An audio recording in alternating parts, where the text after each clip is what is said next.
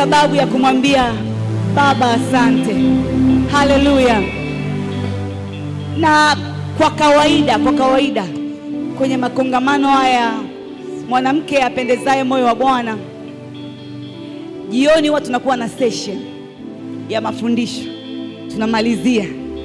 Lakini jana Roho Mtakatifu akaniambia hakutakuwa na mafundisho kwa sababu wamemaliza, lakini tunaenda kumwambia asante. Kwa akaniambia jioni ya leo ni ibada ya shukrani, shuhuda, kusifu. Haleluya. Bwana Yesu asifiwe. Wangapi wameona Bwana amewatembelea? Amen. Haleluya. Amen. Mimi nimeona Mungu amenihudumia kipekee sana. Amen. Katika ile kongamano la 7 la mwanamke apendezaye moyo wa Bwana, Mungu alikuwa anatafuta moyo wangu. Amen. Haleluya. Nataka umwambie jirani yako, wewe ni mwanamke apendezaye moyo wa Bwana. Na kwa sababu namba 7 ni namba ya ukamilifu kwa uumbaji, Bwana amekamilisha uumbaji wako wa kuwa mwanamke apendezaye moyo wa Bwana. Haujamwambia jirani yako, wifi yangu ni mwanamke apendezaye moyo. Sasa mwambie sasa, Wifi yangu ni mwanamke apendezaye. kinachoendelea ni udhihirisho tu wa nguvu za Mungu. Haleluya. Kinachoendelea kuanzia sasa kwenye maisha yako ni udhihirisho wa nguvu za Mungu. Hizo nguvu ulizozipokea, hiyo nafasi uliyopewa katika ulimwengu wa roho ni kwa ajili ya kumdhihirisha Bwana. Halafu kama huyo ni wewe, mshangilie Yesu kwa makofi. Haleluya. Haleluya. Kabla sijamkaribisha Pastor Fabiano kusimamia kipindi cha shuhuda, napenda niseme machache. Unaweza kukaa katika uwepo wa Bwana. Bwana Yesu asifiwe. Sasa kabla sijasema huu ushuhuda, ambaye aliyenipa ushuhuda huu hayupo hapa, lakini alitumia message. Ningeweza kusoma jinsi alivyoandika kwenye message yangu, lakini simu iko kule, bado pamefungwa. Sema bado pamefungwa, lakini nitautoa huo ushuhuda. Alitamani awepo hapa leo au useme huo ushuhuda, lakini hayupo. Lakini sababu aliniambia, mama, na kuruhusu useme ushuhuda huu ili watu wakuone. Siku Mungu akinipa kibali nitakuja kusema huo ushuhuda, basi acha ni useme sio kwa ajili ya utukufu wa mwanadamu, lakini kwa ajili ya utukufu wa Bwana. Haleluya. Bwana Yesu asifiwe.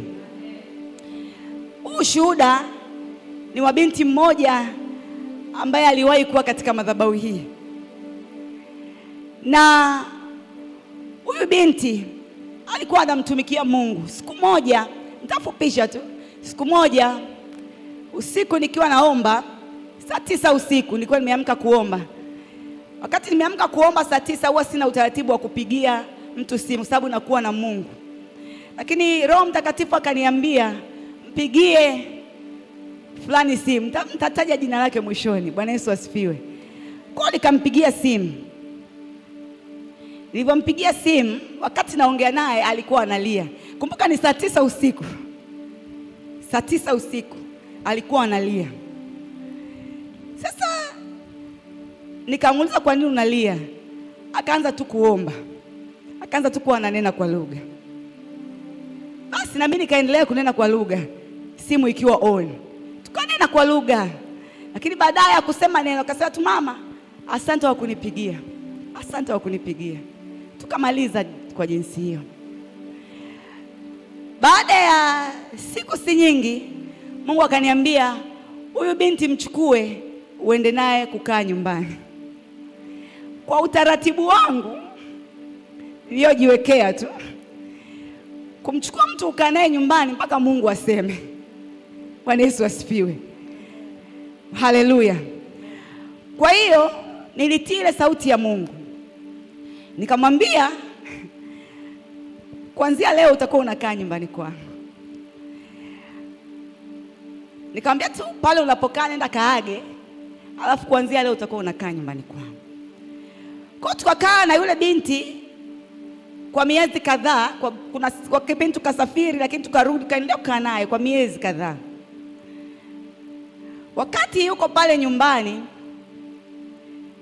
sikuwa na binti wa kazi, ila nilikuwa na Rogate. Alikuwa amemaliza form 4, binti yangu. Siku moja yule binti akaniambia, kuanzia leo mimi nitakuwa msaidizi wako wa kazi za hapa nyumbani. Nitafanya kile ambacho utataka nikifanye. Na nikimaliza kazi za nyumbani nitakuwa naenda kanisani kuomba. Kwa miezi kadhaa akafanya hivyo. Kwa akawa anafanya kazi zote, sikumwambia. Sababu mimi utaratibu wangu nimejizoea kujifanyia kazi zangu. Sasa na kipindi hicho na Rogati alikuwepo kabisa, anaweza kufanya kazi zote. Lakini yeye akasema hivyo. Na kwa sababu alisema mwenyewe, sikutaka kumkatalia. Nikamwambia sawa. Kwa akaendelea kufanya hivyo. Bila mimi kujua, baadaye ndo alikuja kuniambia kumbe alikuwa anapitia kipindi kigumu sana pale alipokuwa anakaa na kazi aliyokuwa anafanya. Bwana Yesu asifiwe. Baadaye kazi hiyo ikaja kuisha. Nikamwambia tu utakaa hapa mpaka kieleweke. Haleluya.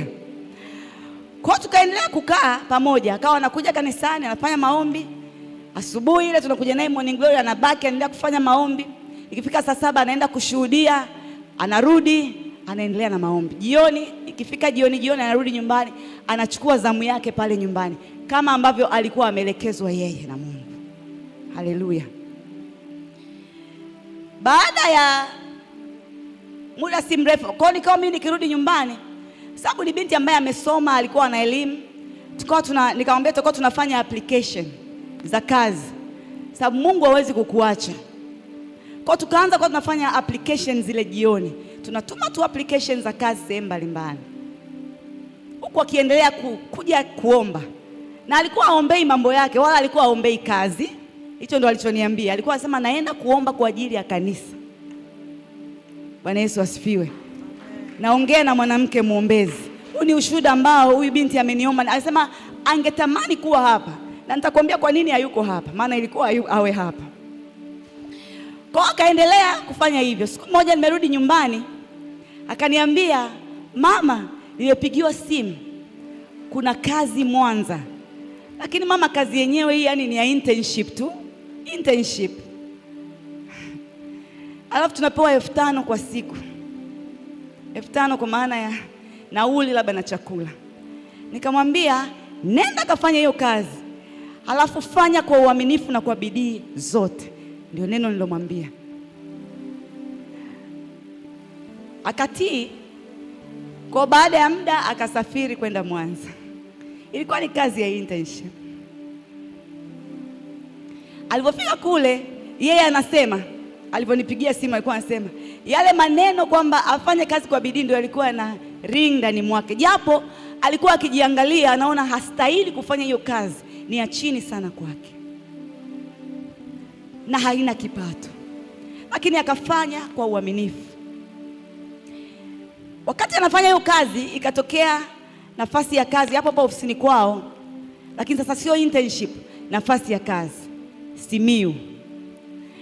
Kwa akaitishwa interview. Wakati huo nilikuwa South Sudan. Akanipigia simu akaniambia, mama, nimeitishwa interview Arusha kwa ajili ya nafasi ambazo zimetoka, naomba uniombee. Tukaomba naye kwenye simu. Akafanya ile interview, akapata kazi Simiyu ya officer. Na hakawa asahau madhabahu ya Mungu, alikuwa anaendelea kukumbuka hata akiwa kule. Na nakumbuka siku moja akiwa Simiyu akaniambia, mama, sasa sisemi hivi labda kusifu, nimesema hii shuhuda ni kwa ajili ya utukufu wa Mungu. Pengine kuna mwanamke muombezi mmoja atainuka na kujua nafasi yake.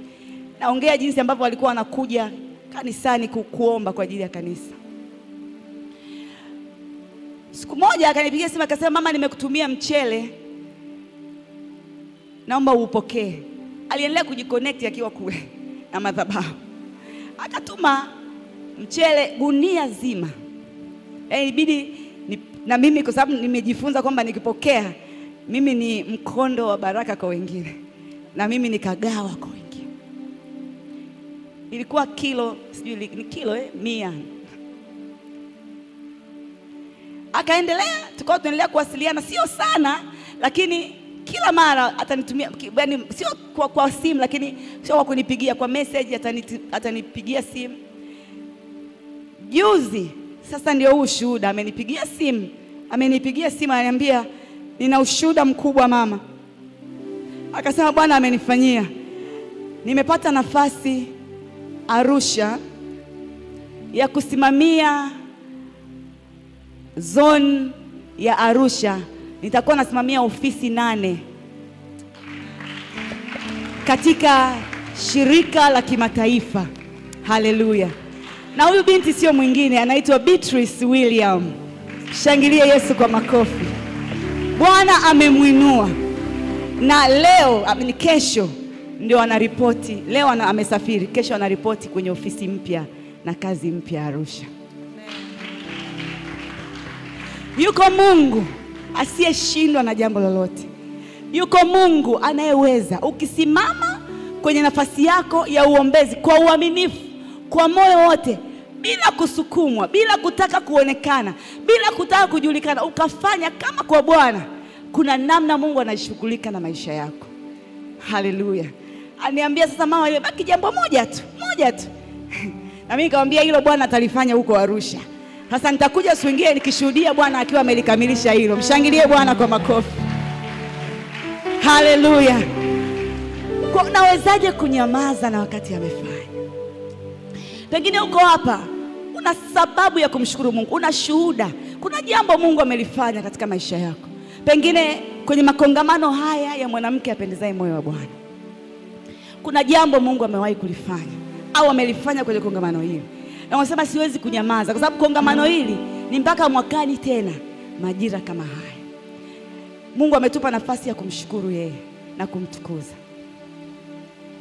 Naona nikupe nafasi ya kipekee. Wakati Pastor Fabiana akiwa anakuja kusimamia shuhuda, pata nafasi ya kumwambia Mungu asante.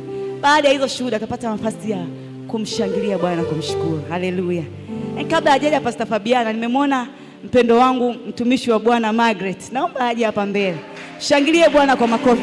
Pamoja na Neema, njooni tu hapa mbele. Pamoja na Happiness, come.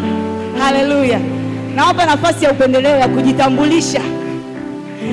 Alafu baadaye tutaendelea na kipindi cha shuhuda. Njoo Happiness. Haleluya. Basi naomba apewe mic. mtumishi wa Mungu Margaret, mwanangu. Haleluya. Shangilie Bwana kwa ajili ya Margaret. Baba huwa anasema mwenye wivu akatubu. Sio ajinyonge akatubu. Haleluya. Na wakati kongamano hili, ngoja niseme jambo. Wakati kongamano hili tuliendelea na maandalizi, akasema mama, nina sadaka yangu. Kama partner inaleta sadaka yangu kwa ajili ya kongamano. Shangilie Bwana kwa makofi. Karibu mtumishi wa Mungu. Amen. Haleluya. Amen. Ninayo furaha kubwa sana kuwepo nyumbani. Kwa wale wanaotambua wanajua mimi ni mtoto wa mahali hapa. Baba na mama wameendelea kunilea mahali hapa. Haleluya. Haleluya. Ninaitwa mtumishi wa Mungu Margaret au dada Margaret, wengine wanaita dada mkubwa. Nimekuwa mtoto wa mahali hapa kwa muda mrefu, na mwaka jana Mungu aliruhusu tutoke tukaanze huduma mahali. Haleluya. Shangilie Yesu kwa makofi.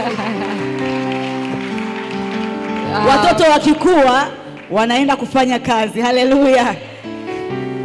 Kwa neema ya Mungu alituamini kuwa waanzilishi wa huduma inaitwa The Bridge Ministry, ambayo huwa tunakutana hapa Dar es Salaam kule Sinza. Haleluya.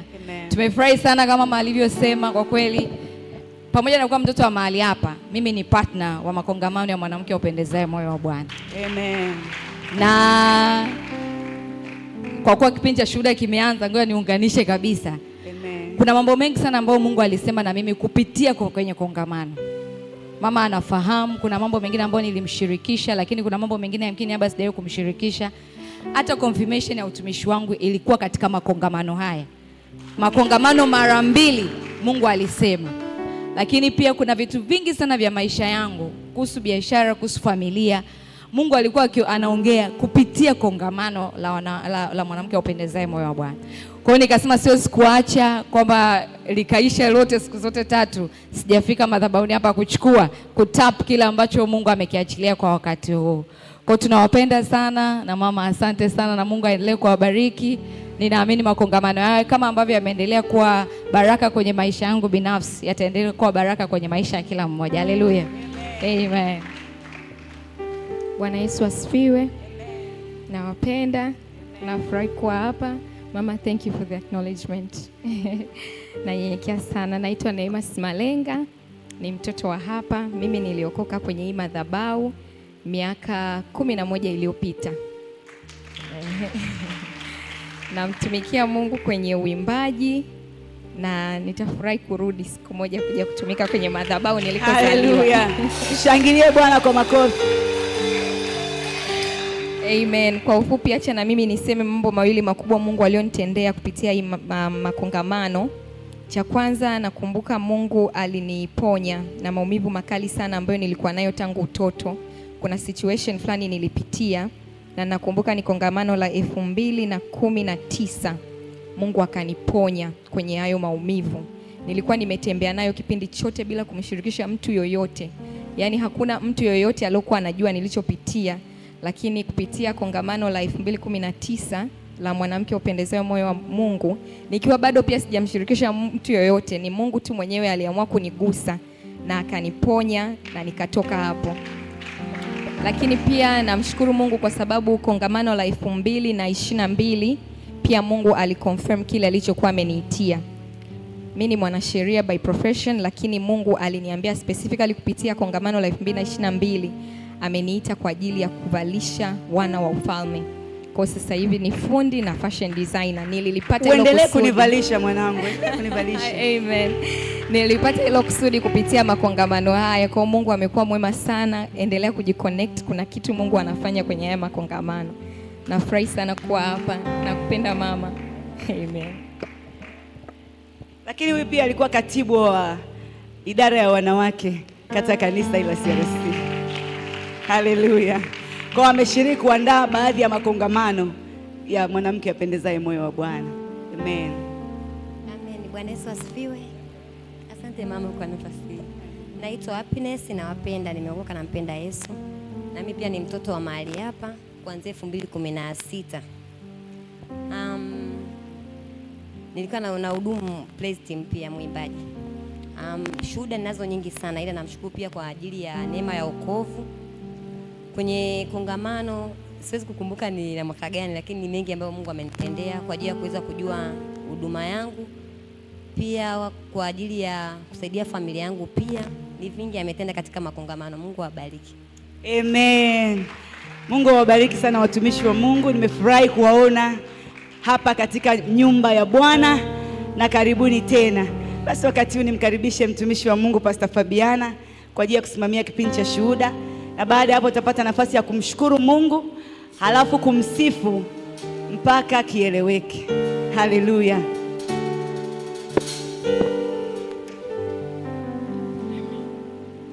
Haleluya. Haleluya. Amen. Haleluya. Mbona kama umezuba hauna ushuhuda? Bwana Yesu asifiwe. Mtikise jirani yako, mwambie unao ushuhuda. Haleluya. Nakwambia sauti yangu ni nzuri, lakini kama unaisikia pigie Yesu makofi.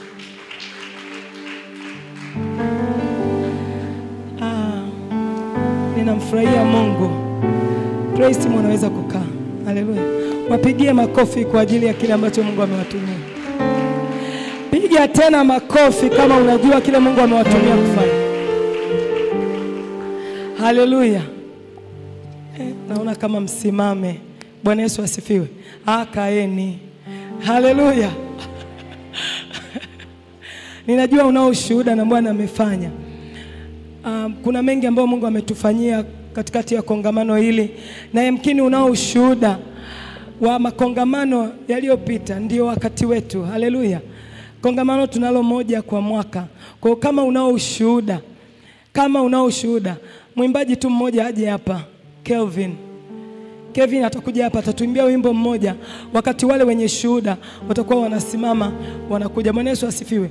Unaweza tu kubaki umekaa, lakini akatuimbia wimbo mmoja wa shukrani. Ninamshukuru Mungu kwa ajili yako, lakini namshukuru Mungu kwa ajili ya watoto wangu. Nimeona wawili angalau wamekuja kuondoa kile ambacho nilikuwa nakiona. Haleluya. Wamekuja kuwasaidia wengine kubeba baraka kwenda nazo madale. Haleluya. Pigia Yesu makofi, mnaweza kusimama mkatupungia. Haleluya. Mpigie tu Yesu makofi, usione wivu. Haleluya. Mungu awabariki watoto wangu wazuri, Safina na Zawadi. Mnajua tu kwamba nawapenda hata nisiposema. Barikiwe tu sana. Simtabasamu vizuri. Ndio hivyo tunataka. Haleluya. Lakini pia mimi pia namshukuru Mungu. Nimemwona mtumishi mwenzangu. Haleluya. Wakati mimi ni mwenyekiti, yeye alikuwa ni mweka hazina. Haleluya. Na Mungu alitusaidia yani tu kuandaa makongamano na sisi. Pigia Mungu makofi kwa ajili ya mtumishi wa Mungu Margaret. Sio tu mtumishi, lakini nabii. Haleluya. Ni prophetess. Haleluya. Lakini namshukuru Mungu kwa ajili ya wale ambao wameambatana nao Neema pamoja na wengine. Na wewe ambaye ni mgeni, Mungu akubariki. Lakini najua unao ushuhuda. Wakati mtumishi wa Mungu anaimba, sogea tu hapa. Haleluya.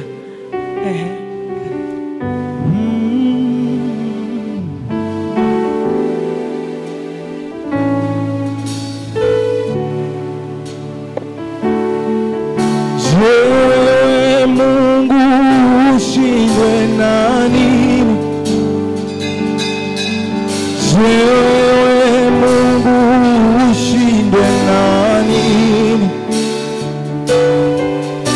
Wewe Mungu ushindwe nani? Wewe Mungu ushindwe nani? Wewe Mungu ushindwe nani? Wewe Mungu ushindwe nani? Wewe Mungu ushindwe nani? Wewe Mungu ushindwe nani? Kama Mungu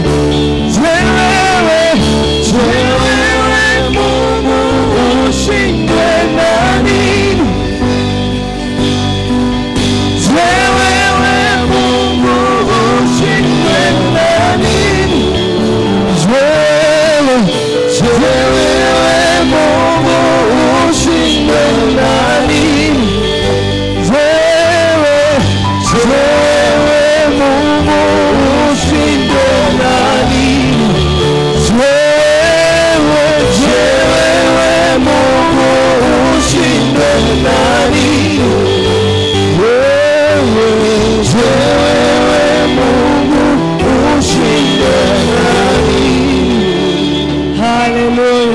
awabariki.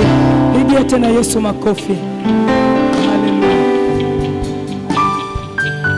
Karibu, tuambie dada, unaitwa nani? Umetokea wapi au jumuiya gani? Na nini Mungu amekutendea kupitia makongamano ya mwanamke upendezaye moyo wa Bwana? Haleluya kanisa. Amen. Mwaka wetu wa udhihirisho wa nguvu na fursa.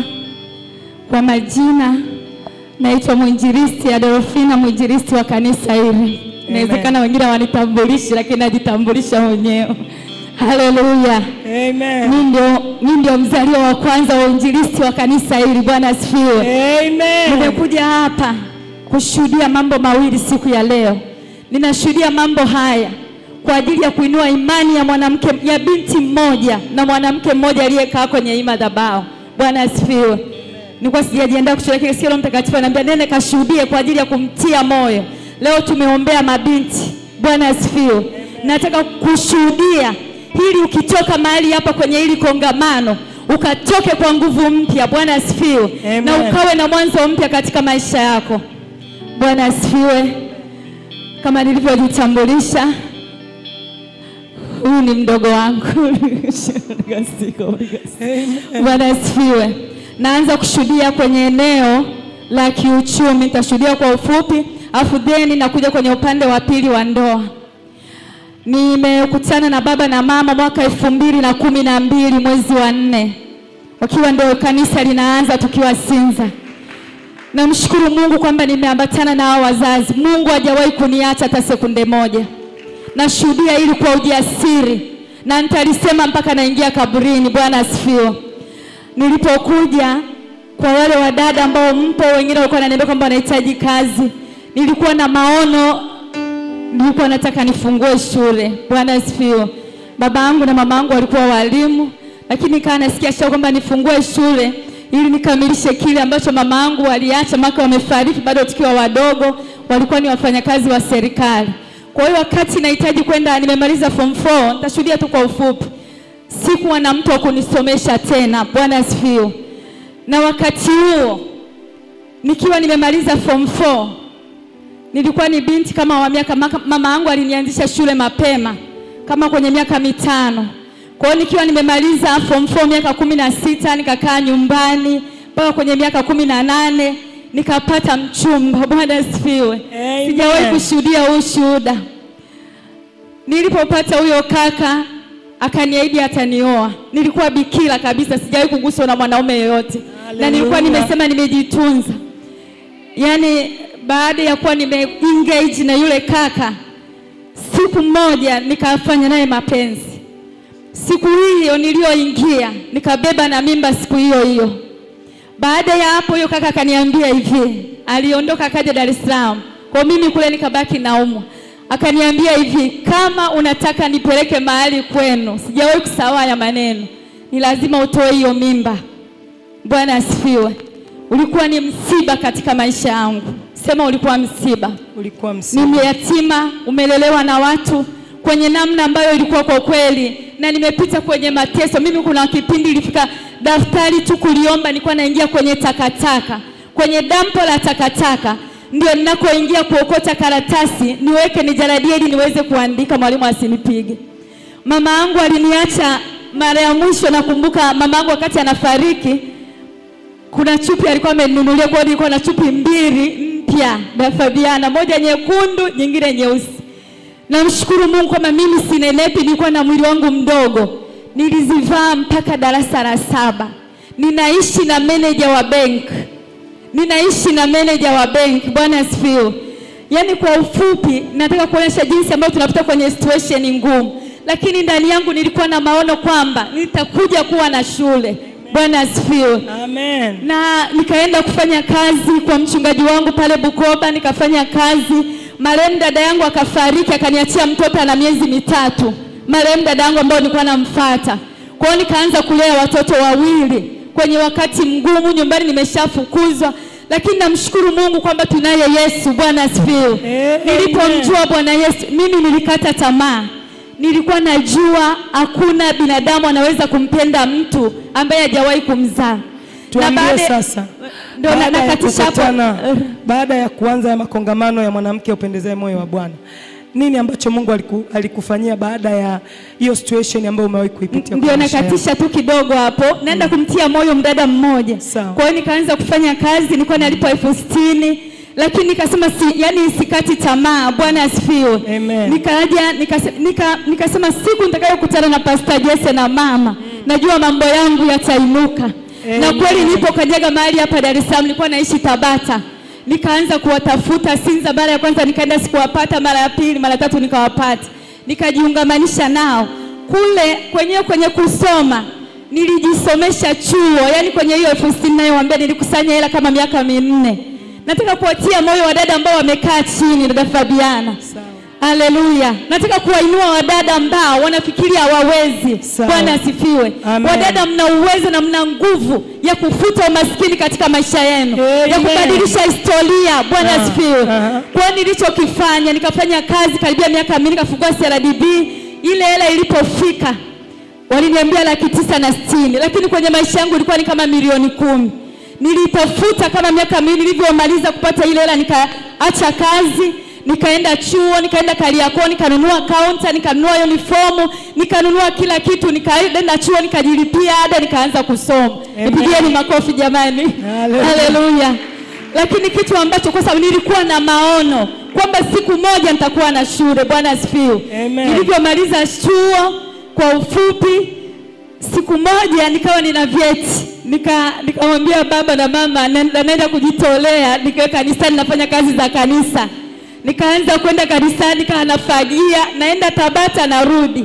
Nikawa nafagia pale kanisani, niko na baba, saa nyingine kama sekretari wake. Siku moja baba akaniambia wewe sio mfagiaji. Bwana asifiwe. Akaniambia nataka nikuwe kwenye kitengo cha uinjilisti, wewe sio mfagiaji. Bwana asifiwe. Kwa kweli siku moja nikaja na vyeti. Mimi nilikuwa ni mdada mwombaji. Sijawahi kuwa mvivu kwenye kuomba. Nilikuwa na kesha kanisani, sio kwa sababu ya ratiba za kanisa. Mimi mwenyewe ninaingia kanisani na mikesha yangu, nina maombi yangu. Siku moja nikiwa tuko pale Goigi, nilikesha na msifu Mungu, nikaenda na vyeti vyangu. Hata baba sikuwahi kumwambia. Wakati ninaomba saa 9 usiku nilirekodi kwenye diary yangu. Mungu akaniambia hivi, ndio tulikuwa kwenye kununua hiki kiwanja hiki, nikiwa Bonde. Baba akaita watu wengi wachangie, lakini mimi alikuwa kuniweka mpaka aliona kama vile huyo hana chochote. Nimetoka kwenye msiba wa marehemu babu yangu, nilikuwa na kalaki kamoja, na ndio nauli ya kunitoa Tabata na kunileta na chakula cha mchana. Wakati niko naomba nimeinua vyeti, nilikuwa nimepiga magoti, nikamwambia Mungu nataka shule. Mungu akaniambia hivi, kachukue ile 100,000, maana ilikuwa ni kwa sauti, kaitoe kwa ajili ya kununua hiki kiwanja. Bwana asifiwe. Nikaleta ile sadaka nikampa baba, nikajua baba ataniombea kwa nguvu. Sasa na yeye Mungu hajasema naye, kwa hiyo hakuelewa chochote. Akaniambia kaiweke hapo, itaenda Jumapili kule. Nilitoka pale, nilienda kuomba, yani kama nilikuwa nalia damu. Bwana asifiwe. Imagine sina nauli, sina tena hela ya chakula. Lakini namshukuru Mungu. Siku moja natoka nikapotelea pale Mbuyuni. Hiyo wiki hiyo nilikuwa naenda kumuona Lanivini. Kwa hiyo nikashuka pale Mbuyuni, kumbe natakiwa nishukie Kunduchi. Sasa nikapotea, nikaingia hapa Skanska. Nimekanyaga tu, ilikuwa saa 3 asubuhi. Nikasikia sauti inaniambia hapa ndiko utakapofungua shule. Amen. Sikuwa na hela chini. Nilikuwa nauza karanga hapa na maji. Bwana asifiwe. Sikuwa na hela wala chochote. Nikamwambia Lanivini, mimi nataka kufungua shule. Akaniambia wewe una uwezo wa kufungua shule, una hela? Nikamwambia sina pesa lakini nafungua shule. Akaniambia basi endelea mbele. Bwana asifiwe. Siwezi kukuambia Mungu alifanya nini. Yaani Mungu anajua yeye alichozungusha. Mimi nilishtukia tiali, nikauza hizo karanga na maji. Asante kwa leo kwa mimi support karanga. Bwana asifiwe. Kwenye karanga na maji nikaenda nikalipa kodi ya miezi 6. Sijui kitakachoendelea, lakini Mungu aliniinua kwa namna ya ajabu. Dada Magi anajua amefika shuleni kwangu. Ile shule imepigwa rangi na mageti na mabembea. Yaani ukifika pale ni shule kabisa ya mwanamke. Bwana asifiwe. Mwanamke yani ambaye anaweza kuinua. Na ni shule ambaye hamna shule kama mle inayofanana na ya kwangu ile eneo lote. Maana nimejenga shule kubwa. Huyo mzee akanipa kiwanja. Yaani Mungu yeye mwenyewe alikuwa anafungua. Tena kiwanja linapewa kwa mtu ambaye wanasema ni katili. Yaani mimi kwangu ndakawa na moyo yani wa tofauti. Mpaka ndugu zake wanasema kwani ulikutana vipi na huyu ndugu yetu? Maana hakuna mtu anayeongeaga naye.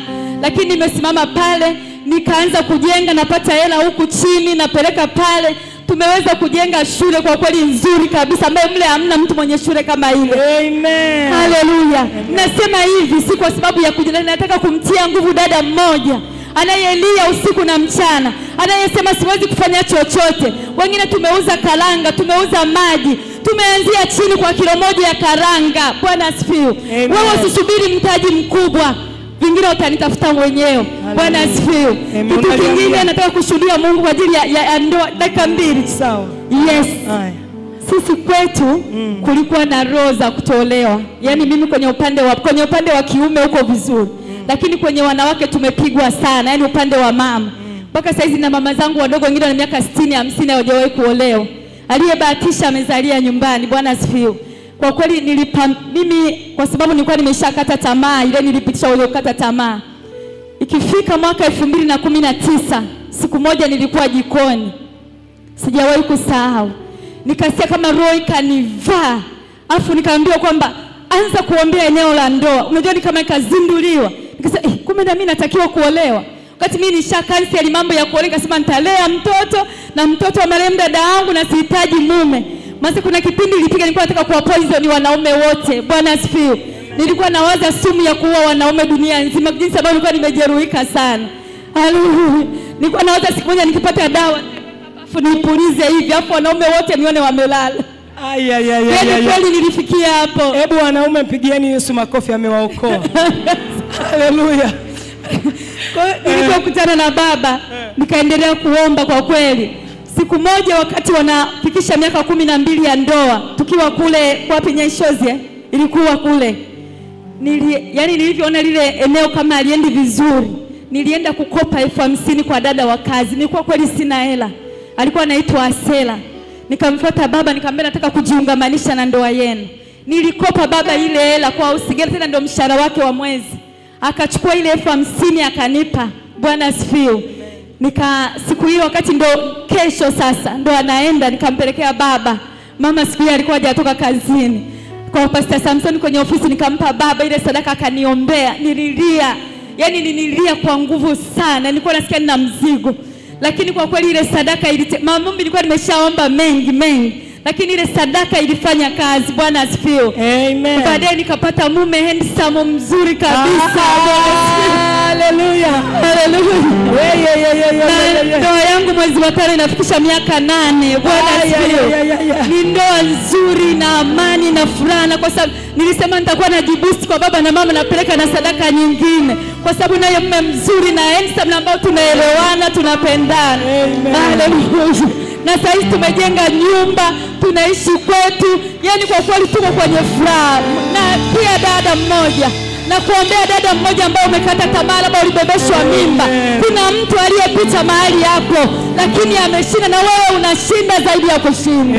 Amen. Haleluya. Na mimi ndo nilikuwa mwenyekiti wa harusi yake. Haleluya. Lakini pia amesema mimi ni mdogo wake. Haleluya. Mimi ni mdogo wake. Haleluya. Afu shuhuda za mwinjilisti ni uinjilisti. Mpigie Yesu makofi. Wangapi wamesikia injili sasa hivi? Yaani ghafla wangapi wamesikia injili? Yaani hata wale wa kwenye mtandao na uhakika watatuma sadaka za shukrani. Na uhakika watajiungamanisha na uinjilisti. Haleluya. Mungu akubariki sana. Shuhuda zako pamoja na kwamba ni ndefu, lakini umefanyika kwa uinjilisti mzuri kwa mabinti wenye maono ambao wamezimisha maono yao kwa sababu wanateswa na mama wa kambo, kwa sababu waume zao hawawapi hela. Bwana Yesu asifiwe. Lakini kuna watu pia wamekata tamaa, wanatafuta dawa ya kupuliza. Wanawake wote tuonekane hatujaolewa, tubaki tu wanawake. Pigie Yesu makofi kwa sababu haitakuwa kwa jina la Yesu. Amen. Mungu akubariki. Ninaamini mwanamke mmoja aliye mahali hapa amebarikiwa na hizi shuhuda na anaondoka akiwa amejengwa. Bwana asifiwe. Amen. Karibu dada mzuri. Tuambie unaitwa nani, mwanamke mwombezi, na utuambie nini Bwana amekutendea kupitia makongamano ya mwanamke upendezaye moyo wa Bwana. Karibu. Bwana Yesu asifiwe. Bwana Yesu asifiwe. Amen. Mwanamke mwombezi, Bwana Yesu asifiwe. Amen. Amen. Kwa majina naitwa Loisi Kalambo au Mrs. Kalambo au Mama G au Tajiri. Amen. Piga tu makofi kama umesikia tajiri. Lakini niweke angalizo. Msije mkaanza kutuma message za nikopeshe 20,000, nikopeshe 200,000. Beba hiyo imani na wewe jiite tajiri. Haleluya. Ni tajiri kwa imani. Wewe ni tajiri. Napenda kumshukuru Mungu sana kwa ajili ya kongamano haya, hasa hili kongamano la 7. Sijui Mungu alikuwa, kila mmoja anasema kwamba kongamano la kwake, lakini mimi Mungu kanidhibitishia ili kongamano ni la kwangu. Amen. Kabisa. Nimekuwa nikifanya kazi zaidi, huu ndio ulikuwa mwaka wa 7 na kongamano la 7. Na siku zote kwenye makongamano yaliyopita nilikuwa nipo kazini, kwa hiyo nilikuwa nafanya kazi mbali sana na process ya kufanya kazi ilikuwa ni ngumu sana. Nafanya kazi na jinsi ambavyo utendaji wa kazi, nikirudi yani ni mtu nikikwambia nimechoka, niko serious, nimechoka. So muda mwingi sana nilikuwa ninachoka. Yani ninatumia kufanya kazi kwa nguvu sana. Kwa hiyo kila makongamano yalikuwa yanaanza Ijumaa. Otherwise Ijumaa ni tamisi au kama makongamano haya isingetokea vile kwamba ningemisi. Ongea tu hata kwa Kiingereza. Kama Kiswahili kinakushinda, ongea kwa Kiingereza tutatafsiri. Pigia tu Yesu makofi, maana tumepewa upako na tumeambiwa tunaweza tukajihamisha. Haleluya. Kama unaona kabisa kwamba Kiswahili is not in your position, just speak English, we'll translate. Na mimi Kiingereza kimekuja tu, hata sielewi kimekujaje. Kwa hiyo hata ile kongamano pengine ningekosa Ijumaa na Jumamosi, sio pengine ndio ilikuwa hivyo. Kwamba ningehudhuria siku ya leo Jumapili.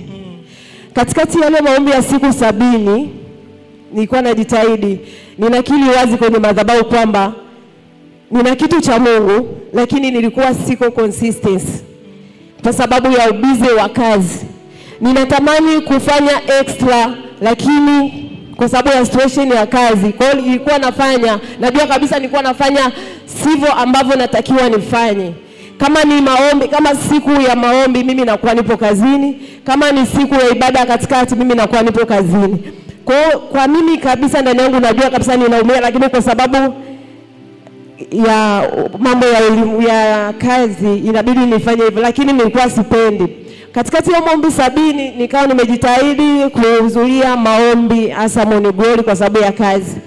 Ilipofika mwezi mmoja before mzigo kwa umesitishwa, kwa nikawa napata nafasi angalau ya kuja kwenye maombi. Imebaki kama wiki moja kumaliza yale maombi ya siku 70.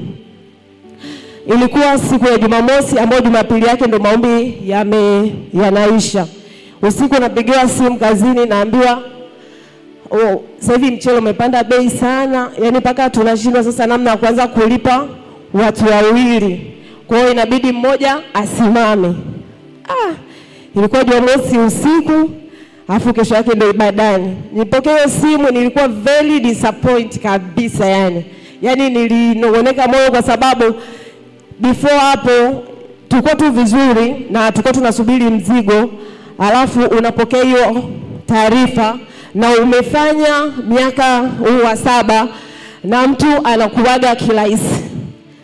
Kwa mimi jinsi niliumia, nikamwambia mume wangu, nikamwambia tu nimepokea taarifa mbaya. Baada ya alikuwa ametoka kazini usiku. Kwa hata Jumapili nilikuwa nakuja hapa kwenye ile maombi ya hitimisho ya siku 70. Moyo wangu kabisa najua kabisa nilikuwa sina amani. Naanzia wapi? Kwa sababu tayari nilikuwa nishaanza biashara na ile saving yote nilikuwa nimeshaanza kwenye maboresho ya biashara. Kwa hiyo sina saving yoyote.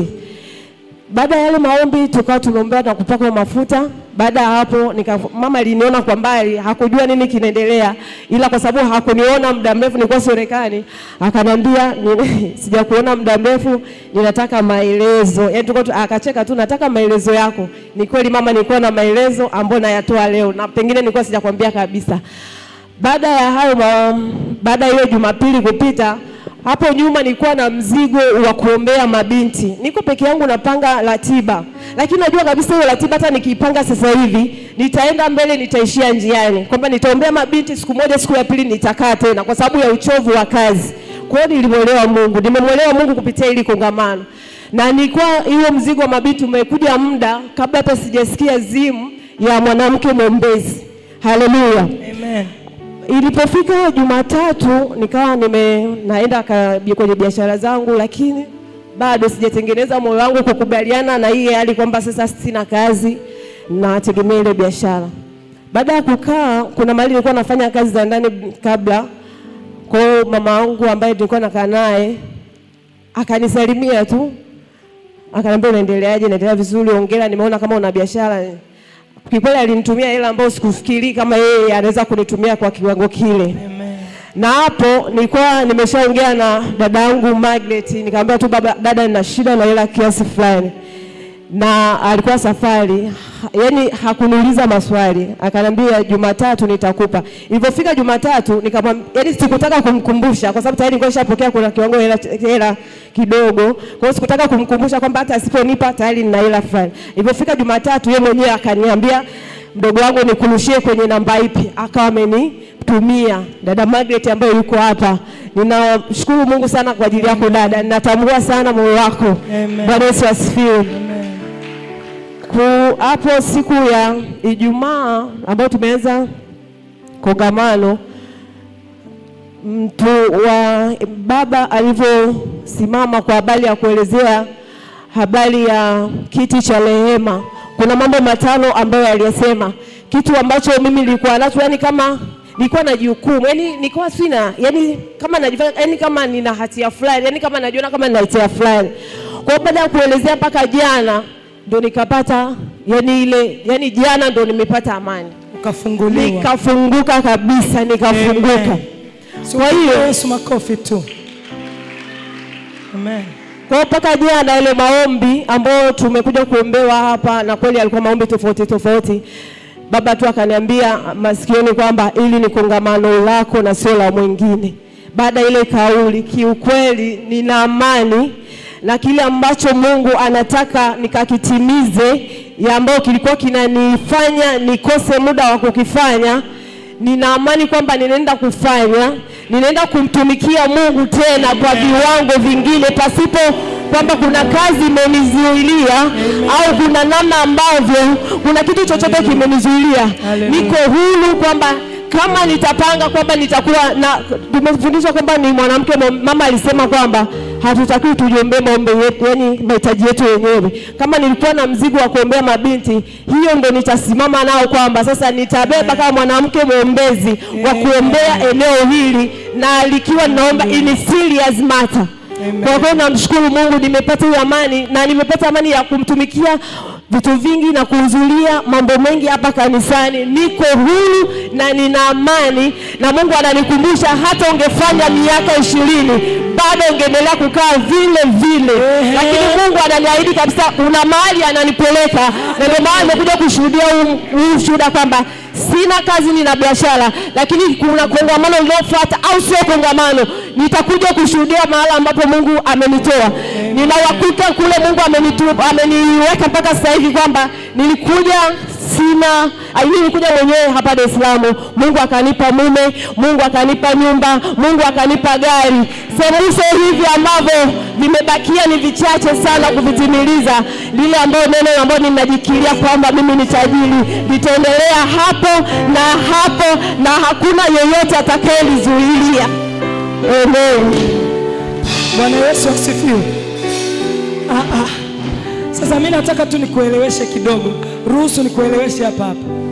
Sema ndio. Ndio. Sasa wewe umeshajitabiria tajiri. Matajiri wanaajiri. Bwana Yesu asifiwe. Wewe tajiri, mwambie Mungu asante kwa sababu umenitoa kwenye kutumikia vya watu, unanipeleka kwenye kutumikia vya kwangu na kuwaita wengine waje watumike pamoja na mimi. Haleluya. Amen. Ndani yako kama ambavyo umesema umepata amani, na hiyo amani ikawe kuu. Ukamwone Mungu akikuinua, ukisimama kwa miguu yako na kuwainua wengine kwa jina la Yesu. Pigie Yesu makofi na vigelegele. Haleluya. Hajapoteza, Mungu amempa nafasi ya kumuongeza na kumuinua. Haleluya. Amen. Mungu akubariki. Karibu mtumishi wa Mungu. Tuambie unaitwa nani na umetokea wapi na Mungu amefanya nini kwenye maisha yako kupitia makongamano ya mwanamke aupendezaye moyo wa Bwana. Haleluya. Amen. Haleluya. Amen. Bwana asifiwe kanisa. Amen. Kwa majina naitwa Pastor Lydia. Ni mke wa mume mmoja, Pastor Moses. Haleluya. Amen. Nina shuhuda hizi hapa 2 tu. Kwa kweli nina moyo wangu umejaa shukrani kupitia makongamano ya moyo ya mwanamke aupendezaye moyo wa Bwana. Yes. Namshukuru Mungu kwa ajili ya makongamano haya. Nakumbuka kongamano la mwaka 2019 ilikuwa ni mara yangu ya kwanza kuhudhuria, na nadhani ndio lilikuwa ni la kwanza, si ndio? 19. Yes. 18. Bwana Yesu asifiwe. Sawa, Mungu akubariki. Nakumbuka ilikuwa ni mara yangu ya kwanza, nilihudhuria siku 2. Siku ya kwanza ilikuwa ni siku ya Jumamosi, siku ya pili ilikuwa ni siku ya Jumapili, na nilikuwa ni mgeni tu. Mimi nilikuja hapa mwaka 2018 mwezi wa 11 huko. Lakini kongamano la mwanamke aupendezaye moyo wa Bwana 2019 ilikuwa la kwanza. Yes. Ilikuwa ni mwezi wa 3 kama huu. Lakini baada ya kongamano lile, nakumbuka siku ya mwisho ya kongamano ilikuwa siku ya Jumapili kama leo. Watumishi wa Mungu walihudumu kama walivyohudumu kongamano hili. Lakini ile siku ilikuwa ni siku ambayo Mungu alianza ukurasa mpya wa maisha na mimi, kwa sababu nilikuwa na taarifa huko nyuma ambazo mimi mwenyewe ulikuwa ni ulimwengu wangu naziishi na nilikuwa najuaga hivyo. Lakini kupitia kongamano lile Mungu alinipa neema au aliniwezesha kujua kusudi aliloniletea hapa duniani. Haleluya. Amen. Yes. Nakumbuka tulipomaliza kongamano lile tuliendelea wengi tu kunena kwa lugha kama ilivyokuwa jana. Nguvu ya Mungu ilishuka sana. Tulinena kwa lugha, lakini Mungu aliniambia nisiondoke hapa mpaka atakapo niambia niondoke.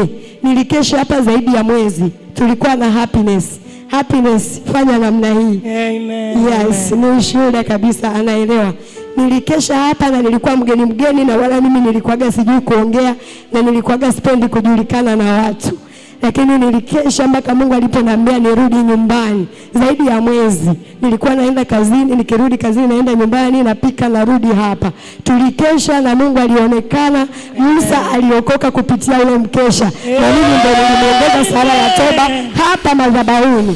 Haleluya. Kuna watu wanamjua Musa. Piga makofi ya Simame kama mnamjua Musa. Ngoja kwanza. Wanajifanya kama vile Musa hawamjui. Bwana Yesu asifiwe. Nyie Musa mnamjua mumjui? Mlikuwa mnamjua kabla hajaokoka. Sasa mnashindwaje kunyanyuka na kumpigia Yesu makofi? Kwa sababu kuna watu walikesha, Musa akatoka alikotoka akaokoka kwenye huo mkesha. Hebu simama mpigie Yesu makofi. Haleluya. Leo Musa mtumishi wa Mungu. Haleluya. Amen. Haleluya. Lakini pia nilipoendelea kukesha, nakumbuka nilikuwa sijui kanuni za madhabahu kwa sababu nilikuwa mtoto. Haleluya, kiroho. Lakini nilikuwa napenda kuombea pale kila siku kwenye mkesha. Lakini siku nyingine nikaombea pale. Nilipokuwa pale niliona nuru kubwa sana. Nikasikia sauti inaniambia, nimeweka ndani yako neema, utawahudumia wanene, wembamba, maskini na matajiri. Sikuelewa ile kauli, sikuelewa kwa sababu nilikuwa hata sijui sauti ya Mungu. Mimi nilipoondoka pale niliendelea kumuuliza Mungu. Sasa nikamwambia Mungu, hiyo neema ya kuwahudumia hao wanene wakati mimi mbamba naipata wapi? Neema yani napata wapi kibali cha kusimama kwa tajiri na kumwambia neno lako, kumhudumia kwa neno lako? Niliendelea kumuuliza Mungu, na nilipoendelea kumuuliza Mungu, Mungu alinijibu kwa njia ya ndoto, lakini mimi naona kama maono. Haleluya. Siku moja nikiwa naendelea kumuuliza Mungu kwa habari hicho alichosema na mimi pale, Mungu alinijibu hivi. Niliona tupo kwenye ibada, ilikuwa siku ya Jumapili. Baba alisimama hapa, alikuwa anafundisha namna ya kusikia sauti ya Mungu. Nakumbuka mama nilikuambiaga, yes, Mama nilimwambiaga kipindi kile baba alisema kama kuna mtu alishawahi kuona kwenye ndoto amekutana na yeye. Lakini nilitaka kwenda kwa baba, baba akamwambia mama naomba uonane naye. Nikamwambia mama. Niliona baba amesimama hapa anafundisha namna ya kusikia sauti ya Mungu. Lakini akiwa anaendelea kufundisha akasema hivi, Mungu huwa anasema kwa njia ya ndoto, kwa njia ya malaika, kwa njia ya sauti ya wazi, kwa njia ya neno, kwa njia ya watumishi wake, hata katika majira na wakati. Haleluya. Na msimu pia. Akasema hapa Mungu anaweza akasema na mimi kitu. Siwezi kujizuia kufanya hicho kitu. Haijalishi kipo katika hali gani. Hapa naendelea kufundisha, nikaona ananiambia binti njoo. Nilikuja hapa madhabahuni, nilisimama hapo, sitosahau ile siku. Nilikuwa naona, haleluya. Nilipofika kananiambia hivi, Mungu ananiambia nikupake mafuta, wewe ni mtumishi wake. Mimi mwenyewe nilishangaa. Haleluya. Akaniambia Mungu ameniambia nikupake mafuta, wewe ni mtumishi wake. Nilipoona hivyo watu wakaanza kushangaa kwa sababu kwanza nilikuwa mgeni. Haleluya. Wakaanza kushangaa. Mama alikuwa pale, akatoka akaja hapa, akashika maiki. Akasema mnashangaa nini? Mtumishi wa Mungu amefundisha kwa habari ya namna Mungu anavyoweza kusema. Kwa haina haja ya kushangaa. Akaenda ofisini akachukua mafuta na baba niliona amenipaka. I say, nilipoona ile ndoto nilitoka kwenye usingizi. Nilipotoka sikuacha kuendelea kuomba. Niliendelea kumuomba Mungu na wala sikuambia watu wengi. Nilimwambia mtu mmoja tu ambaye nilikuwa naomba naye. Niliendelea kumuomba Mungu, niliendelea kumuomba Mungu. Leo hii nimesimama hapa. Sijui imekuaje. Nimepakwa mafuta. Amwe pastor. Haleluya. Amen. Haleluya. Kiingereza umekisikia? Haleluya. Sema she the pastor. Sema tena she the pastor. Utaelewa tu, this is international. Haleluya. Ninamshukuru sana Mungu kupitia makongamano ya mwanamke aupendezaye moyo wa Bwana. Alinipa neema au alinipendelea kujua kile ambacho ameniletea hapa duniani. Haleluya. Lakini pia sio hivyo tu. Yale makongamano mengine sio kana kwamba hajafanya chochote.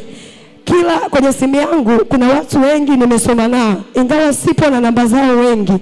Kuna watu wengi nilizaliwa nao kijiji kimoja. Nikiona tu amenitafuta, nilikuwa naendelea kumshuhudia kile ambacho huwa kinatokea hapa kwenye makongamano. Nikisoma kitabu cha baba, kile nilichokisoma, yani akinipigia simu, sitaki historia za tulikotoka. Mimi nilikuwa nachomeka neno. Nachomeka neno. Kuna wengine ni madaktari, kuna wengine wana elimu zao za juu, tumesoma wote, lakini wameokoka kupitia lile neno ambalo nilikuwa nalisikia hapa, nilikuwa nawahubiria. Mpaka leo hii. Hapa tulipo hapo nilikuwa naye kwenye simu. Alikuwa anasikiliza shuhuda, huwa anaungana naye mpaka tupo kule Kwembe, huwa anasikiliza. Yani tunapigiana simu, tunahubiri, anasikia neno. Kwa hiyo ni waumini, wanatoa na fungu la 10. Haleluya.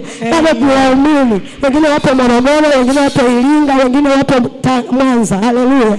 Ninamshukuru sana Mungu kwa sababu kupitia hii neema ya makongamano, lakini kupitia neema ya madhabahu hii nimefanyika baraka kwa wengine. Haleluya.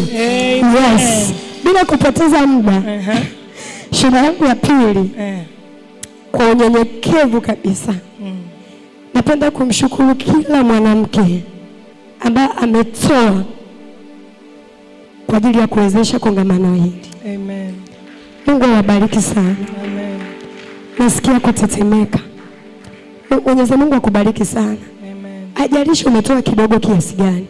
Lakini mimi nataka nikwambie hivi, sadaka yako haijaenda bure. Kwa sababu hiki nilichokisikia, kuna wengi wamesikia pia, lakini hata kama wale ambao watasikia, hawajasikia, watasikia, sitonyamaza. Haleluya. Na kuna wengi watajua kusudi ambalo Mungu amewaletea hapa duniani kupitia kongamano hili, kwa sababu mimi nimesikia kilichohubiriwa. Lakini pia niseme tu hivi, kupitia kongamano hili sijui ni nini, lakini najiona kuna matawi mengine yamechipuka kwangu. Haleluya. Yaani najiona nilikuwa ni mti wenye matawi, lakini katikati ya matawi kuna miti mingine, kuna vimatawi vingine vimechomoza. Haleluya. Vimechipua. Haleluya. Ndiye Yesu makofi na vigelegele. Mungu awabariki sana. Haleluya. Mungu awabariki sana mama na baba. Amen. Mungu ameyafanya chombo cha kupulia kwenye maisha yangu. Amen. Mpigie Yesu makofi na vigelegele. Haleluya. Haleluya. Bwana Yesu asifiwe. Kama una ushuhuda nyosha mkono. Kama bado kuna mtu ana ushuhuda na anataka kushuhudia nyosha mkono. Amen. Kwa hiyo atashuhudia mtumishi wa Mungu, alafu tabaki nafasi ya baba. Karibu, tuambie unaitwa nani na nini ambacho Bwana amekufanyia kupitia makongamano ya mwanamke upendezaye moyo wa Bwana. Karibu. Bwana Yesu asifiwe. Amen. Bwana Yesu asifiwe sana. Amen. Kwa majina naitwa Renata Faustine. Ni mgeni hapa, nahisi kama na wiki 3 wiki 4 hivi. Amen. Kabla hili kongamano halijakuwepo, nilikuwa nikifika tu nasikia matangazo, ibada ikiisha naondoka. Sikuwa nafuatilia kwamba nini kinaendelea. Lakini wiki 2 nyuma tukawa tumeitwa wamama hapo kabla ya kuondoka kwamba kuna nini, kuna matangazo ya wamama, ndio nikaweza kuulizia nini kinaendelea, nikaambiwa kwamba kuna kutoa mchango na vitu kama hivyo. Nikawa nimeondoka. Nimefika nyumbani nikasema sasa huku kwenye naenda kuchanga watu wenyewe ni kama sijawazoea, siwafahamu. Nikawa kama nalipuuzia hivi. Lakini baadaye nilipofika nyumbani nikasikia roho inaniambia Jumapili ukienda, hata kama hawakujui, hata kama waoneshi ukujua, kafanya unachoweza kufanya hata kama muda umeisha. Mmesikia vizuri? Ukasemaje? Hata kama muda umeisha, hata kama hawanijui, nikafanya ninachoweza kufanya kwa ajili ya kongamano. Okay. Kwa nikawa nimemuona mwasibu, nikawa nimechanga kile nilichoweza kuchanga kwa sababu muda ulikuwa umeisha. Amen. Na nikawa nimetia nia kwamba nitakuja kwenye yale maombi ya zile siku 2, Jumatatu, Jumanne, kwa ajili ya kuandaa na maombi kwa ajili ya kongamano. Kongamano, yes. Amen. Lakini nikawa nimefanikiwa kuja Jumanne peke yake. Sawa. Kwa hizo siku zingine sikuweza kufika. Ile Alhamisi nikawa nasema hivi kweli Jumanne nitaweza kwenda? Maana nyumbani kwangu naishi mimi na mume wangu na mrembo. Mtoto wetu tunamwitaga mrembo. Kwa hiyo nikawa nasema nitaweza kwenda kweli na mtoto. Lakini nikasema ngoja nione. Imekucha ile asubuhi, kuna biashara ninafanya na mwezi toka umeanza sijapata wateja. Unajua biashara za kufanya online zilivyo ngumu. Nimeamka asubuhi ghafla nakutana na oda 3 na ni za hela ya maana. Pigia Yesu makofi. Za hela ya maana. Nikasema yani nimetia tu nia, hata kwenda sijaenda, Mungu kashaanza kutenda vitu vya ajabu. Nikasema lazima niende. Haleluya. Hiyo siku nikamwomba mume wangu, nikamwachia mtoto. Kwa kuwa ilikuwa ni jioni, nikaweza kuja nikahudhuria. Ajabu, narudi tu nyumbani, nafika tu hivi namuuliza mume wangu mnaendeleaje, anambia mrembo anaumwa. Na nimemwacha ni mzima kabisa. Namshika anachemka. Nikasema ni nini hiki? Nikachukua maji ambayo tuliombea baada ya kumaliza mfungo wa siku 70. Nikampa akanywa. Tukalala mpaka asubuhi. Umekucha asubuhi ndo tunatakiwa hapa saa 3. Namshika bado anachemka. Nikasema shetani usinicheze. Tunaenda. Ongeza sauti ukasema? Nikasema shetani usinichezee. Kama alinikosa huku nyuma, anataka anizuie njiani kwamba nisiende kumalizia kongamano. Nikambeba mwanangu mgongoni, babake akaniambia unaenda naye mtoto na anaumwa. Nikamwambia kwa nini ugonjwa uje kwenye kongamano?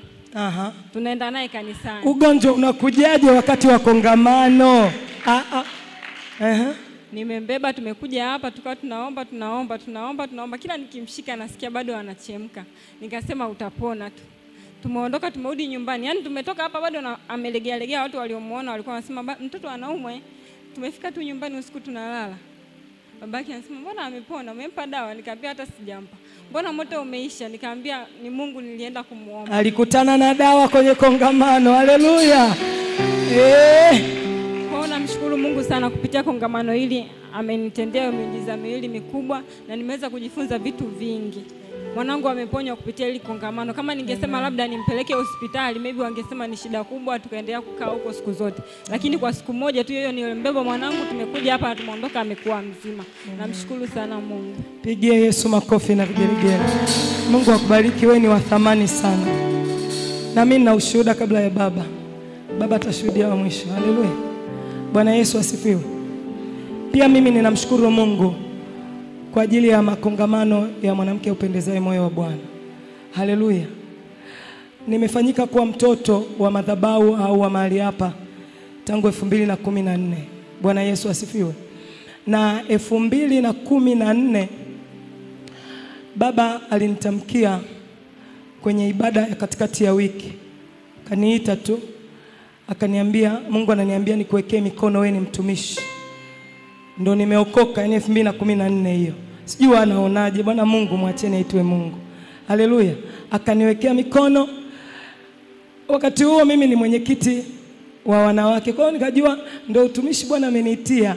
Kwa hiyo nikawa natembelea humo. Bwana Yesu asifiwe. Lakini baadaye baba alikuwa anaona ndani yangu na uchungaji. Na mimi nilikuwa sijaelewa sana. Na kwa sababu baba yeye mwenyewe ndo alifundisha kwamba usikubali kuwa mtumishi kama hujamsikia Mungu. Kwa sababu utakapokubali yatakayokukuta kwenye safari ya utumishi, hautarudi kwake kumwambia kwamba baba imekuwa 1 2 3, au utarudi kwa yule ambaye ulimsikia amesema na wewe. Bwana Yesu asifiwe. Lakini kupitia makongamano ya mwanamke aupendezaye moyo wa Bwana, kabla sijawa mchungaji, nilikuwa nasikia hali ya utumishi ndani yangu. Lakini nakumbuka siku moja kwenye kongamano, wakati watumishi wanaendelea kuhubiri, ndani yangu yani nikawa najiona ndani yao. Bwana Yesu asifiwe. Yani wakati wanahubiri, mimi nilikuwa najiona ndani yao kama mimi ndo nahubiri. Yani kila mtumishi akipanda, mimi najiona niko ndani yake nahubiri. Alafu Mungu akaniambia, you go more than them. Bwana Yesu asifiwe. I will never forget that sentence. Sijawahi kuisema na sijui kwa nini nimesema, na ninaamini ushuhuda huu hautachukuliwa na hautapotezwa kwa namna yoyote. Kwa hiyo nikaandika hiyo kwenye diary yangu. Nikaanza kutamani, yani kwa sababu mimi nikiwatazama wale ambao walikuwa wanahudumu, sijioni kwa namna ya kibinadamu. Sijioni kabisa. Lakini nikasema kwa nini kila anayepanda mimi nilikuwa najiona ndani yake. Lakini baadaye Mungu aliniambia ninaweza kuwa zaidi ya vile wao wanaweza kusimama na kufanya. Bwana Yesu asifiwe. Kwa hiyo safari yangu ya matamanio zaidi ilianza, lakini haikuwa bado rahisi kuamini tu na kusema kwamba it's a time. Kwa hiyo niliendelea kumwamini Mungu na niliendelea kuona nina nafasi ya kumtumikia Mungu. Na siku moja mama kaniambia, nikiwa sio mchungaji, mama kaniambia utahudumu mwaka huu, utahudumu kwenye kongamano la wanawake. Bwana Yesu asifiwe. Nikasema Mungu anataka kuthibitisha kile ambacho Mungu amefanya nini, amekisema. Mungu anasema, japo sio kila wakati tunaweza kusema kila kitu Mungu anachosema, vingine unaingia navyo tu kwenye kona. Bwana Yesu asifiwe. Kwa hiyo ninamshukuru Mungu, nilihudumu kwenye hilo kongamano, na kiukweli mimi mtu mmoja akiangalia alafu akasema kwamba kuna kitu amepokea kupitia kile nilichosema, ninasema asante, kwa sababu hata Mungu anamtafuta mtu mmoja. Bwana Yesu asifiwe. Ninaamini kuna watu ambao walibarikiwa kupitia lile kongamano, kupitia kile ambacho Mungu alitutumia, na tulihudumu mimi na Margaret pia kama watoto, yani at that time tulikuwa watoto, lakini Mungu alitupa kuhudumu. Ninamshukuru Mungu pia kupitia makongamano ya wanawake, Mungu ndio amekuwa akisema na mimi juu ya utumishi. Kuna kongamano, mimi huwa napenda kuombea kanisa, na ilikuwa ni ajenda yangu baada tu ya kuokoka na kupata mafundisho. Ni ajenda yangu kuombea kanisa, yani huwezi kunitoa hapo. Bwana Yesu asifiwe. Nitaombea kanisa kwa sababu nilijifunza kanisa linapochanua mimi nitachanua, kanisa likistawi mimi nitastawi. Bwana Yesu asifiwe. Kwa sababu mimi ndo kanisa. Haleluya. Kwa hiyo Mungu akanithibitishia siku moja, kuna watumishi Mungu aliwaleta kuhudumu. Bwana Yesu asifiwe. Kwenye kongamano lingine sasa. Na Mungu akamwambia, Mungu akamtumia kusema kwamba Mungu ananiambia wewe ni intercessor. Yani tulikuwa wawili. Mungu akasema Mungu anamwambia ametuinua kwenye hili kanisa kuwa waombezi wa madhabahu. Bwana Yesu asifiwe. Na from there Mungu amekuwa akinitumia. Sisemi kwa sababu najisifia, kwa sababu anayenitumia ni Mungu. Ninakuambia unapoamua kukubali kile Mungu anachotaka, Mungu anakutumia hata wakati pasta, mama hawajui kwamba kuna wakati unasimama, unaombea na unaona vitu unavyombea na unaona vitu vinatokea. Bwana Yesu asifiwe. Na tukashikana na huyo ambaye Mungu alisema naye kwamba sisi ni intercessor. Tukasema we will pray, tutaomba, hatutauliza, tutaenda mbele za Mungu kuuliza Mungu anataka nini. Na tumekuwa tukiomba na Mungu amekuwa akidhihirisha vitu ndani ya kanisa. Na Mungu amekuwa akionyesha vitu ndani ya kanisa. Bwana Yesu asifiwe. Kwa mwanamke, mimi nathamini sana makongamano ya mwanamke upendezaye moyo wa Bwana. Ninaona watu wengi pia wanaoshuhudia wanashuhudia jinsi ambavyo Mungu amesema nao kupitia makongamano juu ya utumishi wao. Kwa hiyo ni makongamano ambayo Mungu anayatumia kumsimamisha mwanamke kwenye nafasi yake kama mtumishi kwenye hii dunia ambayo tunaiendea sasa. Asubuhi nilisema Mungu alimtumia mwanamke kumzaa mkombozi, lakini Mungu atamtumia mwanamke kwenye nyakati za mwisho. Mwanamke atasimama kulisimamisha kanisa mahali Mungu anataka lisimame. Kwa hiyo ninamshukuru Mungu kipekee kama mwanamke nina ujasiri wa kumtukuza Mungu kwa ajili ya makongamano haya. Pigia Yesu makofi. Amen. Karibu baba. Sasa sijui namuoji baba. Bwana Yesu asifiwe. Pigia tu Yesu makofi kwa ajili ya kile ambacho baba amesimama kushuhudia. Karibu baba. Haleluya. Amen. Bwana asifiwe. Msalimie kwa niaba yangu yule ambaye yuko hapo pembeni. Simama tu, inawezekana umekaa sana.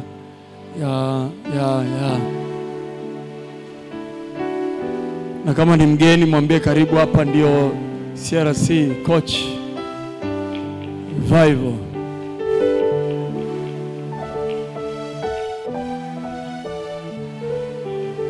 Hallelujah. Glory be to God. Hallelujah. Amen.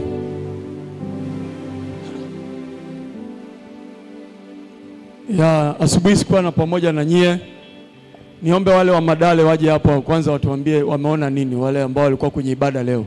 Sio wale waliokuwa wametoroka, wale waliokuwa kwenye ibada leo. Kimbia hapa mara moja.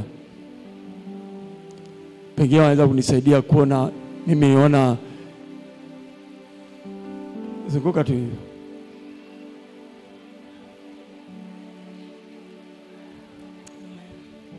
Kumbe mlikuwa mjasalimiana eh? Amen. Hallelujah. Wewe unaitwa nani? Bwana Yesu asifiwe. Kwa jina naitwa Safina, nimeokoka na mpenda Yesu. Unaitwa? Safina. Safina. Nilikuwa nafikiri unasema Salvina. Hapana, Safina. Kumbe ni Safina. Kidogo nikwambia Salvina kuna mwingine yuko pale, lakini kumbe ni Safina. Okay. Wewe umeona nini leo kwenye ibada? Kwenye ibada ya leo kwa kweli tumehudumiwa na Mungu. Kulikuwa na nguvu ya ajabu. Mungu ameenda kuonekana kwa namna ya tofauti. Kulikuwepo na wagonjwa wamehudumiwa, kulikuwepo na watu ambao walikuwa wamefungwa na nguvu za giza wamehudumiwa kwa njia ya tofauti, wamefunguliwa. Kwa kweli ibada ya leo ilikuwa ni ibada ya tofauti sana. Tumemwona Mungu kwa viwango vikubwa akituhudumia kwa njia tofauti. Ushuhuda gani ambao ulikufurahisha? Ushuhuda ulionifurahisha ni ushuhuda wa Isaya. Ni nini kilikuwa kinamkumba na nini Bwana alimfanyia? Isaya alikuwa anaumwa, alipata kazi mkoa mwingine, lakini alipofika kule aliugua. Kwa hiyo alivyougua kule kwenye ile kazi yake wakamruhusu aje atibiwe. Kwa hiyo alikuwa kesho anaenda Muhimbili kufanya check up. Alikuwa huyo Isaya ni mwanajeshi. Huyo Isaya anayemzungumza ni mwanajeshi na anaendesha ndege za jeshi. Lakini kwa sababu ya mapambano kazini, pale kazini kuna mwenzake alikuwa anataka hiyo nafasi. Kwa sababu ilikuwa ni kama mtihani ili waweze kupanda cheo. Sasa yeye anachosema alipokuwa anashuka na ndege ilishuka, lakini si kama kutokea na upepo. Kwa ni japo alikuwa mfunga mkanda, lakini aliumia. Yaani aliumia vibaya, kwa hiyo hawezi kufanya hivi. Ameumia huku kwenye nyonga. Nini kaendelea? Kwa hiyo wakati ibada inaendelea, kwa mwezi mzima alikuwa anatibiwa kule kwenye hospitali ya jeshi huko Njombe. Wakati ibada inaendelea, baba alienda kumfanyia deliverance, akamuita pale mbele, akawa ameenda pale mbele. Kwa hiyo alikuwa hawezi kunyanyua mikono kwa juu. Lakini baba alimfanyia deliverance, aliweza kunyanyua mikono, akakimbia. Kwa kweli tunamtukuza Mungu sana kwa ajili ya Isaya. Ungempigia Bwana Yesu makofi na vigelegele. Haleluya. Yaani huyo Isaya alikuwa anaenda kesho Muhimbili, sababu kule hospitalini ya jeshi wameshindwa. amekaa na inaonekana alikuwa anaenda kufanyia operation, walikuwa wameshaanza kuchukua vipimo, kwa hiyo angekaa asifanye kazi miezi 6. Lakini Mungu ni wa ajabu. Leo hata tumekuja naye kwenye gari, tumemwacha anakimbia, kila kitu kimepona, anarudi kazini. Amen. Wala shida hajapigia Bwana Yesu makofi ya kugaragara. Haleluya. Na ushuhuda gani mwingine umekufurahisha? Ushuhuda mwingine ni wa anaitwa Maria. Maria. Nini alikuwa anakutana nacho na nini Bwana amefanya? Maria alikuwa amezuiliwa. Alikuwa amezuiliwa, lakini baba wewe umeenda kumuombea. Alikuwa amezuiliwa nini? Unamaanisha nini? Alikuwa amezuiliwa upande wa kazi. Okay. Kwa sababu yeye ni mwanasheria, amemaliza toka 2021, lakini anafanya kazi kama intern. Kwa hiyo baba amemuombea, tuna imani Mungu ataenda kufungua milango mikubwa. Na hao walikuwa tunaombea miguu. Kuna watu wawili tunaombea miguu yao leo na mapepo na nguvu za giza zikawaacha. Tunaamini wanaenda kupokea uzima. Amen. Weka mikono yako juu, mpigie Bwana Yesu makofi na vigelegele. Barikiwe. Amen. Okay. Nina mshuhuda ambao umetokea jana. Nilikuwa napigiwa simu na mwanangu Pastor Gulak, na unajua tumekuwa tufanya maombezi kwa ajili ya nchi zile ambazo hazijafikiwa na Injili, na moja ya nchi tulioiombea sana ni nchi ya Pakistan. Wangapi wanakumbuka kwenye haya maombi ya siku 70?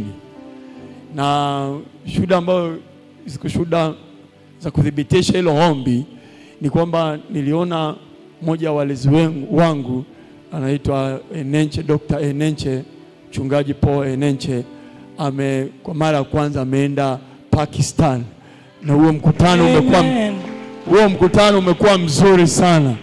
Ungeweka mikono yako juu, mpigie Bwana Yesu makofi. Haleluya. Lakini ile mwaka jana niliona Roho Mtakatifu amekuwa akiniambia Pastor Gulak ana huduma ya kitume. Nilikuwa naongea naye namwambia wewe una huduma ya kitume. Lakini yeye of course hakujua ni lini itakuwa. Of course nilikuwa nimemwambia nitakuja siku moja nitakuja kuambia nini kinaendelea. Kwa siku ile wakati wa graduation ya kuweka wakfu wa wachungaji ambao wengine wamesimama, ndio akaniambia huu ndio wakati mwekee mkono. Kwa hiyo nikaongea na Askofu Mununa tukampaka mafuta ya kitume. Kwa hiyo nitakuja kwenda Mwanza kwa ajili ya kumweka, yani kuwatangazia kanisa ili wajue kwamba sasa sio tu pasa, huyu ni Apostle Gulak Kyara. Haleluya. Bwana asifiwe. Amen. Sasa jana akanipigia simu akaniambia amekaribishwa kwenda kuhubiri mkutano wa Injili Pakistan. Glory. Hallelujah. Na kalipiwa kila kitu, anaenda kufundisha na kuhubiri mkutano Pakistan. Yaani hiyo kitu cha Pakistan.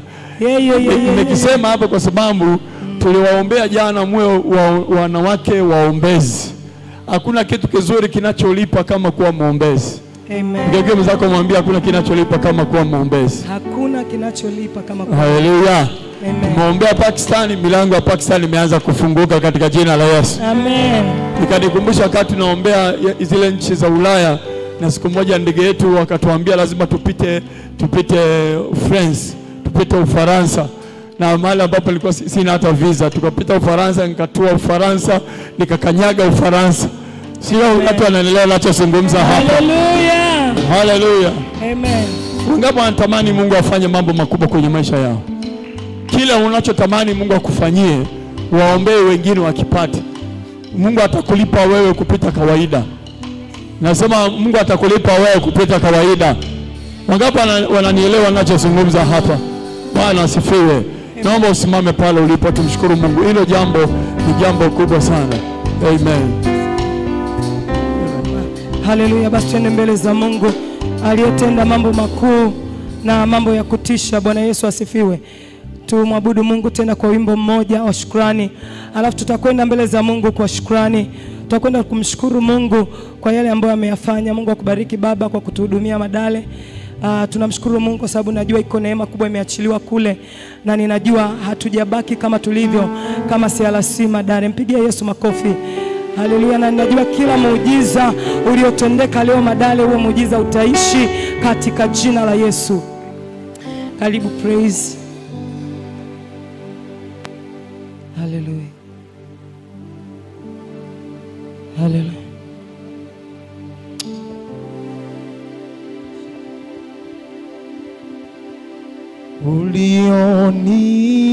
Ulionitendea ni mengi, siwezi kuhesabu, ila nina neno asante. Ulionitendea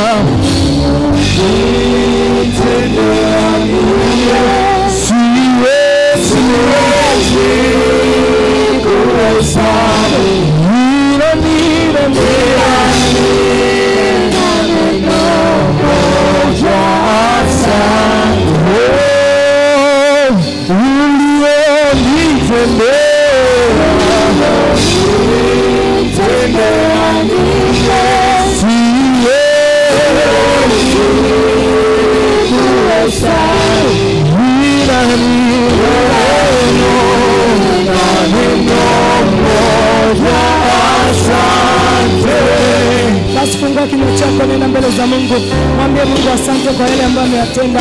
Mshukuru Mungu kwa ajili ya kongamano hili.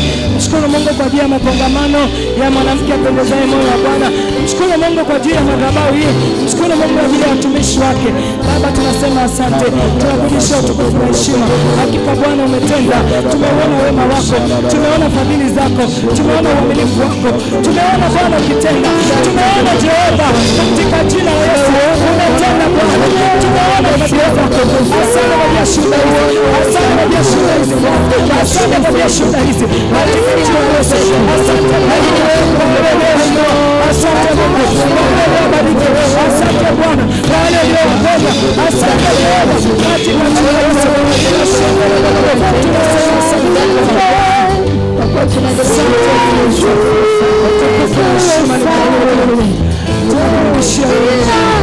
Asante Jehova, katika jina la Mungu Baba na Mwana na Roho Mtakatifu. Mwanamke mmoja mwombezi ampigie Yesu makofi, aseme amen. Haleluya.